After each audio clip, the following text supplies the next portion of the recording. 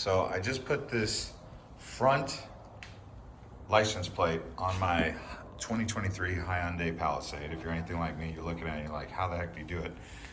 Well, this comes in the glove box, this right here, and you have to it's actually self-tamping. So you have to actually penetrate, so you're gonna need a drill for that. But you'll see there's a hole here and a hole here, basically spread out. And you'll put the flat part of the black plate. You'll see there's a flat part of the black plate, and then there's holes on the back. You just basically line up those holes, tamp both of those screws in there. It takes a little bit of elbow grease, if you want to call it that. And then once you do that, you'll see there's two self-tamping screws up here.